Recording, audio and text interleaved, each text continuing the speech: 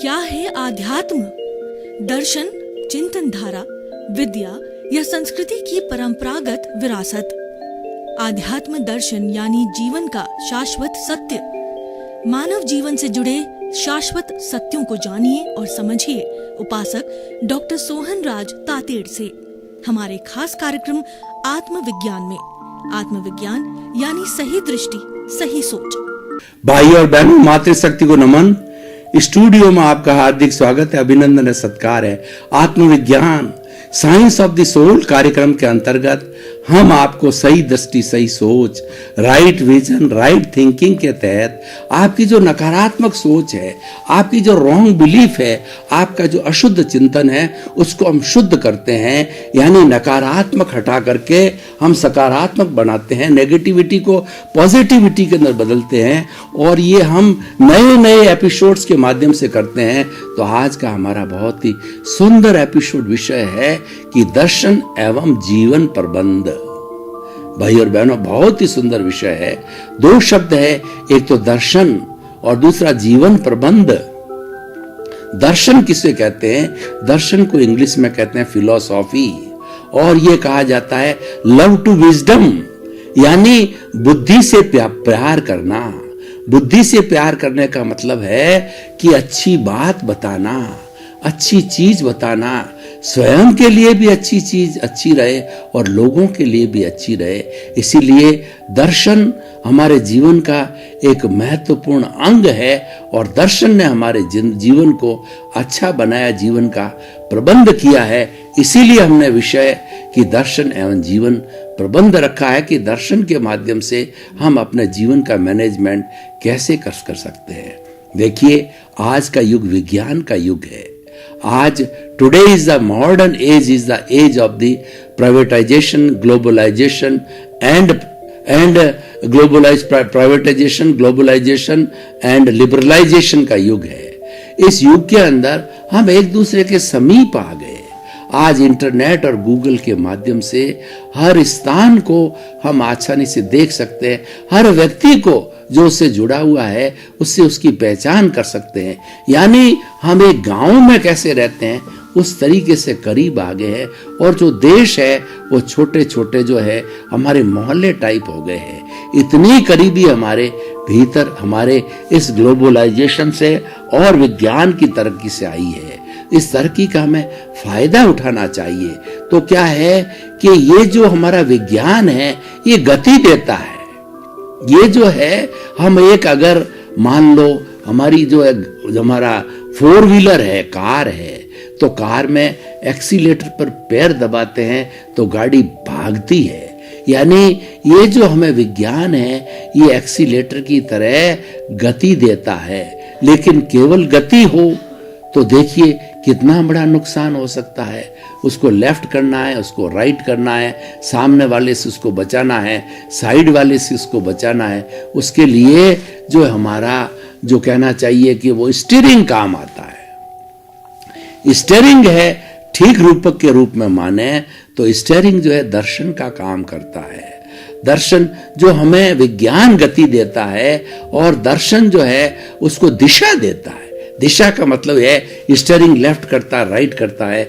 वह जो है वो हमारा स्टीयरिंग जो है वो अंकुश लगाता है, वह हमें दिशा दिखाता है। और केवल पेडल मारना, केवल एक्सीलेटर तो गति देगा, तो केवल गति हमारे लिए नुकसानदायक हो सकती है। तो मैं क्या कहना चाहता हूं कि विज्ञान के युग के अंदर दर्शन की बहुत ज्यादा उपयोगिता है, क्योंकि दिशा दिखाने वाला दर्शन ही है। मैं आपको एक दूसरा उदाहरण देता हूं कि हमारी उच्चतम जो है पढ़ाई है उसको PhD बोलते हैं।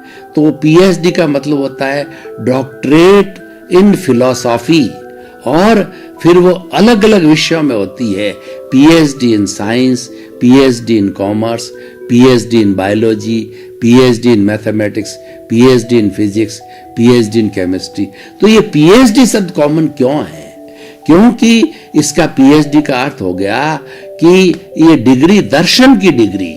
यानी अगर आप कोई भी हो, साइंटिस्ट बनते हो, इंजीनियर बनते हो, चार्टर्ड अकाउंटेंट बनते हो, तो आप पारंगत बनते हो। आपको फुल स्टडी मिलती है, फुल पढ़ाई आपने कर ली है, लेकिन सब कुछ करने के बाद भी जीवन जीने की कला, यानी आपको दर्शन आना चाहिए। दर्शन को कॉमन इसीलिए रखा है कि आप आखिर समाज में जाओगे तो आपका जीवन परोपकारी होना चाहिए। इस डिग्री को प्राप्त करके आप आतंक पैदा ना करो, लोगों को कष्ट ना दो, लोगों का शोषण ना दो, इसीलिए आपको ये डिग्री दी जाती है। आप अपने विषय के पारंगत तो हो गए, लेकिन आपका जीवन दर्शन होना चाहिए, आपकी लाइफ फिलॉसफी होनी चाहिए, जो कि लोगों को एक अच्छा रास्ता मिले आपके एक्सपर्टाइजेशन से, इसीलिए डिग्री जाती है। तो ये भी एक बहुत बड़ा उदाहरण है दर्शन का, दर्शन की उपयोगिता का था। देखिए, आज जो फिलोसोफर्स होते हैं, जो दर्शन पढ़ते हैं, आज हम वर्तमान के अंदर, हमारे भारतवर्ष के अंदर विश्वविद्यालयों, स्कूल से लगा करके विश्वविद्यालयों के अंदर हमारा जो कंपेरेटिव स्टडी ऑफ रिलीजन जो होता है, उसके अंदर हम 55 तरह के धर्म दर्शन पढ़ाते हैं। पुराने युग के अंदर धर्म और दर्शन एक ही साथ होता था, क्योंकि विज्ञान का इतना विकास नहीं हुआ है। आज जो धर्म और दर्शन को अलग कर दिया जाता है, जैसे कि जैन फिलॉसफी और जैन रिलीजन दोनों अलग है। जो जैन फिलॉसफी है वो सिद्धांत है, और रिलीजन है उसकी आचार मीमांसा है।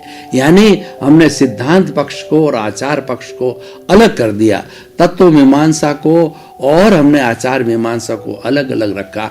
इसका मतलब ये है ये हमारी आइडियोलॉजी है, और कौन कितना पालन करता है वो उस पर निर्भर करता है। मैं आपको एक उदाहरण देना चाहता हूं। भगवान महावीर ने 2 तरह के धर्म बताए, एक तो आगार धर्म और दूसरा अणगार धर्म। भगवान महावीर ने कहा कि आत्मशुद्धि साधनम धर्म, अगर आत्मा की शुद्धि करना चाहते हो और हमारी भारतीय संस्कृति के अंतिम गंतव्य मुक्ति को प्राप्त करना चाहते हो, आत्मा को प्योर बना दो। वो ऑलरेडी मुक्त है, लेकिन इम्प्योरिटी जो राग द्वेष के कारण वो बद्ध आत्मा है, तो उसकी शुद्धि करने के लिए उन्होंने जो है वो 2 तरह के धर्म बताए, 2 तरह के लाइफ स्टाइल बताई, जिसकी आज हम बात कर रहे हैं, जीवन प्रबंध की बात कर रहे हैं। एक जो बताया उन्होंने कि जो है 5 महाव्रत का जो है वो अणगार धर्म, यानी कोई तरह की छूट नहीं है। अहिंसा, सत्य, आचौर्य, ब्रह्मचर्य, अपरिग्रह, 5 महाव्रतों को 100% पालन करना, जीवन भर पालन करना। अर्थ क्या हुआ? हिंसा करनी नहीं, करवानी नहीं, अनुमोदनी नहीं, मन से नहीं, वचन से नहीं, काया से नहीं।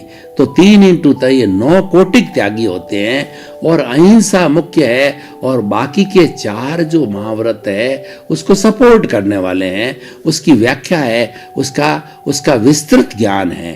तो मुख्य अहिंसा है, और ये बाकी के 4 पे भी लागू होती है, उस विस्तार में मैं नहीं जाना चाहता हूं। तो ये हो गया हमारा अणगार धर्म। अब भगवान ने देखा कि भगवान कहते हैं कि ये कम्मे सूरा से धम्मे सूरा, यानी जो कर्मवीर होता है वही धर्मवीर होता है। ये 5 महाव्रत का पालन वही कर सकता है जो धर्मवीर हो, लेकिन हर व्यक्ति धर्मवीर नहीं हो सकता। जो हमारा जो समाज है उसमें 3 स्तर के लोग होते हैं। सबसे पहला स्तर का लोग होता है तीव्र बुद्धि, दूसरा होता है दूसरा होता है मध्यम बुद्धि, और तीसरा होता है मंद बुद्धि। भगवान सबका कल्याण करना चाहते हैं, क्योंकि वो तो ईश्वर है, वो परमात्मा है, और वो तिन्नाणम तार्याणम है, स्वयं तर रहे हैं, दूसरों को ताड़ना चाहते हैं, और उनका जीवन है परमार्थ का जीवन है। वो परमार्थ की चेतना में जीते हैं, मात्र लोगों की भलाई के लिए जीते हैं, बाकी तो उनका स्वयं का तो कल्याण हो ही रहा है। तो उन्होंने कृपा करके जो है वो सामान्य ग्रस्त लोगों के लिए अणुव्रत दिया। अणुव्रत में छूट दी गई, महाव्रत में कोई छूट नहीं है, और व्रत वही है अहिंसा, सत्य, अचौर्य, ब्रह्मचर्य, अपरिग्रह। तो जो गृहस्थी है अणुव्रती है, जो कि उसके परिवार होता है, उसके घर होती है, रसोई होती है, उसके संबंध होते हैं, उसके बाल बच्चे होते हैं, उसे कंचन कामिनी होती है, और महाव्रती के कुछ नहीं होता। महाव्रती कंचन कामिनी से मुक्त होता है, उसके घर नहीं होती, रसोई नहीं होती और उसके कोई संबंध नहीं होता है, वो तो वसुधैव कुटुंबकम का सदस्य होता है, संपूर्ण विश्व का सदस्य होता है। संपूर्ण विश्व जो है वो उसका घर होता है। तो भाई और बहनों, अणुव्रती उसके अंदर सीमा है, स्थूल हिंसा नहीं करनी और सूक्ष्म हिंसा की सीमा है। सत्य है, स्थूल सत्य जो है वो बोलना, सूक्ष्मता की उसको जो है छूट होती है, स्थूल सत्य नहीं बोलना। और अहिंसा, सत्य, अचौर्य और ब्रह्मचर्य और अपरिग्रह, स्थूलता जो है अलाउड है, सूक्ष्मता जो है उसके अंदर अलाउड है, स्थूलता नहीं करनी। यानी निरपराध प्राणी की हिंसा नहीं करनी और ऐसा झूठ नहीं बोलना जो कि किसी को कष्टकारी हो, और कोई तरह की किसी के चीज को हड़पना नहीं, और छोटी मोटी चोरी जो है वो उसको अलाउड होती है। वो मतलब उसकी सीमा होती है, कहने का अर्थ होता है सीमाकरण है, इच्छा परिमाण है। जो अणुव्रति होता है उसमें इच्छा का परिणाम होता है, परिमाण होता है, क्योंकि उसके घर होता है, परिवार होता है, समाज होता है और साधु संतों का भरण पोषण भी उसी के द्वारा होता है। तो इसीलिए जो कहा भी गया है कि साईं इतना दीजिए जामे कुटुंब समाए, मैं भी भूखा न रहूं और साधु न भूखा जाए। ये अणुव्रति के लिए लागू होता है, महाव्रति के लिए लागू नहीं होता है, क्योंकि वो तो भिक्षा मांग कर खाते हैं। तो इसीलिए वो कहते हैं मुझे इतना दीजिए ईश्वर कि मेरा घर का, परिवार का भरण पोषण अच्छा हो, समाज के मैं काम आऊं, साधु संत घर में, यानी अतिथि देवो भव, घर में कोई भी साधु संत और कोई भी अतिथि आ जाए भूखा नहीं जाए, क्योंकि मैं गृहस्थी हूं, मेरे घर है, परिवार है, मेरे रसोई है और मैं उसका जो आतिथ्य कर सकूं। तो इसलिए भाई और बहनों, ये जो आगार और अणगार धर्म बताए हैं, ये 5 महाव्रत और अणुव्रत के रूप में बताए गए। मैंने एक रोल मॉडल आपको बताया। मैं ये कहना चाह रहा था कि ये जो आचार संहिता है उससे हमारा जीवन प्रबंधन होता है। अब किस तरीके से दर्शन जीवन प्रबंधन करता है वह मैं बताना चाहता हूँ। दार्शनिक वह होता है, फिलोसोफर वह होता है जो जीव और जगत की व्याख्या करता है, और वह अपने आप में 3 प्रश्न खड़ा करता है फिलोसोफर। मैं कौन हूँ, मैं कहां से आया हूं और मुझे कहां जाना है। जब ये 3 प्रश्न खड़े होते हैं तभी दर्शन पैदा होता है। दर्शन का एक दूसरा अर्थ होता है समझ खुला करना, अपनी सोच को जो है विस्तृत करना, खुला करना। व्हाट इज द रियलिटी, सनातन सत्य क्या है और हमारी कुदरत की रचना और कुदरत का कानून क्या है और किस तरीके से वो कार्य करते हैं। जब ये चीज हमको मालूम होती, सनातन सत्य मिलता है, तो शाश्वत सुख की प्राप्ति होती है। वही हमारे जीवन का लक्ष्य होता है। ये दृष्टि का विज्ञान है, दर्शन है वो एक दृष्टि का विज्ञान है। दर्शन हमारी दृष्टि को खुला करता है। आखिर तुम पहचान करो कि मैं कौन हूं। बहुत बड़ा प्रश्न है, क्या आप ये शरीर हो या शरीर से ऊपर एक शुद्ध आत्मा हो। आप निर्णय करो, भेद विज्ञान करो कि मैं शरीर में रहते हुए भी मैं तो शुद्ध आत्मा हूं।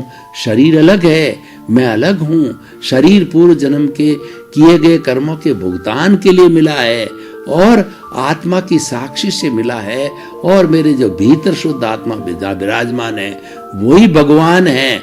और जब इससे स्वतंत्र हो जाएंगे जड़ से, तो भगवान अपने जाकर के सिद्ध शिला में विराजमान हो जाएंगे। तो वो मेरा भगवान है, वो ज्ञाता है, दृष्टा है, जानने वाला है, देखने वाला है, अनंत ज्ञान वाला है, अनंत दर्शन वाला है, अनंत शक्ति वाला है और अनंत सुख का धाम है। ऐसा मेरा प्रभु है जो भीतर विराजमान है। हम दोनों अलग हैं। ये जो शरीर है, ये सोहन राज रूपी पुतला है, ये मेरा पड़ोसी है, और इसके मन वचन काया जो पूर्व जन्म में अर्जित करके आए हैं, और इस जन्म में उसका उदय भाव है और उसका प्रारब्ध है जो खुल रहा है। मन वचन काया की जो बैटरी पिछले जन्म में चार्ज करके आया था, इस पूरे जन्म में 60-80 वर्ष जितना जिएगा वो डिस्चार्ज हो रही है। तो मात्र उसको देखना, मात्र उसको जानना, उसके साथ जुड़ना नहीं, कोई ओपिनियन नहीं देना, कोई अभिप्राय नहीं करना, कोई जो है जुड़ाव नहीं करना कि उसके साथ में जुड़ाव कर लिया तो तो फिर नया राग द्वेष पैदा होगा और ये राग द्वेष ही सब दुख का कारण है। अच्छा जीवन प्रबंधन करना चाहते हो तो निष्कर्ष की भाषा में एक दार्शनिक ये कहता है, दर्शन ये कहता है कि आप जीवन से राग द्वेष को हटा दीजिए। लाइफ स्टाइल माइनस राग द्वेष is equal to very good life style, और लाइफ स्टाइल प्लस राग द्वेष is equal to bad life style. यानी हमें जो गंदगी है, जो बुराई है, जिसको हमें हटाना है, जिसको छोड़ना है, तो दार्शनिक और दर्शन ये कहता है वो राग द्वेष है। राग द्वेष एक चश्मा है, जो हमारे जो आंख के ऊपर जो चश्मा लगता है, उस चश्मे के अंदर कलर्ड ग्लास लगते हैं। एक को हम राग की दृष्टि से देखते हैं, ये अच्छा व्यक्ति है, और दूसरा अच्छा व्यक्ति को हम द्वेष की दृष्टि से देखते हैं, ये खराब है, लाइक है, डिसलाइक है, प्रियता है, अप्रियता है। ये राग द्वेष का चश्मा है, यही बुराई पैदा करता है। और लेकिन दर्शन क्या कहता है, जीवन प्रबंध कैसे करना चाहिए? दर्शन के माध्यम से दर्शन कहते हैं कि आप तीसरा नेत्र खोलिए। शिव जी का जब तीसरा नेत्र खुलता है तो तांडव नृत्य होता है, और वह न्याय करता है कि जो लोग सज्जन लोग होते हैं उनकी रक्षा करते हैं, दुर्जन लोग होते हैं उनका नाश करते हैं। मतलब ये है राक्षसों का नाश करते हैं और सज्जन लोगों को, संत पुरुषों का वो बचाव करते हैं। क्योंकि जितने अधिक राक्षस पैदा होंगे वो इस समाज को खराब कर देंगे, दूषित कर देंगे, उसमें आतंक फैलाएंगे, और सज्जन व्यक्ति होंगे वो शांति स्थापित करेंगे, सुख स्थापित करेंगे, अच्छी बात बताएंगे, और पूरा हमारा जो माहौल है एक स्वर्ग योग्य हो जाएगा, वो जन्नत बन जाएगा। और जो लोग जो है वो राक्षस लोग है, इसको जन्म बना देंगे हमारे जीवन को। तो ये संतुलन पैदा करते हैं। तो जो तीसरा नेत्र है ये संतुलन का नेत्र है। थर्ड आई हमारी जो पिनियल ग्रंथि है, जो कि हमारे दोनों भ्रुकुटियों के बीच का दर्शन केंद्र है, आज्ञा चक्र है और पिनियल ग्रंथि मानी जाती है। ये आत्मा का स्थान माना जाता है। वैसे तो आत्मा पूरे शरीर में व्याप्त है। आत्मा के एक एक जो है चेतनामय परमाणुओं पर असंख्य असंख्य राग द्वेष के जो है परमाणु, कर्म के परमाणु होते हैं। कर्म कहिए, राग द्वेष कहिए, कुछ भी नाम कहिए, वो सारी अशुद्धि है। इसको कई नामों से, पुण्य है, पाप है, कई नामों से पुकारा जाता है, लेकिन उसका भावार्थ एक ही है। वो कर्म रज है, वो अशुद्धि है, और वह उसी अशुद्धि के कारण जो है ये हमारे शरीर और आत्मा के बीच के अंदर वेल्डिंग पड़ा, और वही अज्ञान है। देखिए, अज्ञान को हटाना जो है और सम्यक दर्शन प्राप्त करना है, ये एक अच्छा जीवन जीने की पद्धति है। वो हम कैसे प्राप्त करें? उसको प्राप्त करने के लिए, अच्छा जीवन प्रबंध करने के लिए सम्यक दर्शन को प्राप्त करो, अपनी सोच को खुला करो, रियलिटी को प्राप्त करो कि what is ultimate truth, what is सनातन सत्य, तभी आपको शाश्वत सुख मिलेगा। तो उसको प्राप्त करने के लिए हमें किसी ज्ञानी पुरुष को ढूंढना पड़ेगा। ज्ञानी पुरुष वह होता है जिसके राग द्वेष समाप्त हो जाता है और केवल उसके समता का भाव होता है। जो समताशील होता है वही हमें ज्ञान दे सकता है, और वो हमारा गुरु होता है। गुरु के लिए क्या है? गु का मतलब होता है अंधकार, रू का मतलब दूर करने वाला। हमारा गुरु वह व्यक्ति है कि वो हमारे अज्ञान रूपी अंधकार को दूर करता है। कैसे करता है? घनी शताब्दियों का जो है वो अंधेरा हो और अंधेरे में एक छोटा सा जो है मिट्टी का दीपक जला दो, उस घने अंधकार को चीर करके वो प्रकाश कर देता है। तो हमारी आत्मा स्व पर प्रकाशक है, हमारा गुरु है स्व पर प्रकाशक है, वह स्वयं ज्ञानी है, और उस ज्ञान के द्वारा हमारे इस राग द्वेष को शांत कर देता है। ये जो राग द्वेष रूपी जो हमारा विष है, जहर करने वाला जो है हमारा, ये नाग फुफकारता है, उस विष की थैली को फेंक देता है और फेंक दे करके हमको समता की भावना में ले आता है। हमारा जो नया जो है वो चार्जिंग बंद कर देता राग द्वेष का, और पूर्व जन्म के अंदर जो राग द्वेष हमारे जुड़े हुए हैं वो बर्फ की शिला की तरह जो है वो हमने कर्म किए हुए हैं, दोष किए हुए हैं, बर्फ की शिला की तरह वो पिघलते रहते हैं। तो भाई और बहनों, हमें ऐसे ज्ञानी को ढूंढना है। वो ज्ञानी जो है हमें ज्ञान दे करके और हमारी प्रज्ञा को जागृत कर देता है, और प्रज्ञा है वो राग द्वेष को आने नहीं देती, पास पटकने को नहीं देती। तो हम क्या कहना चाहते हैं? अच्छा जीवन प्रबंध वह है जिसके अंदर राग द्वेष ना हो। कोई भी प्रवृत्ति करो वो निष्काम कर्म की प्रवृत्ति होनी चाहिए, वो अकर्ता भाव से होनी चाहिए। ये दो विषय जब आ जाते हैं, मालिकीपन नहीं होना चाहिए। हम 3 विषय पर चर्चा करते हैं। भगवान कृष्ण ने जो है गीता में निष्काम कर्म कहा। उन्होंने कहा कि कर्म आप करते रहिए और कर्म करना पड़ेगा।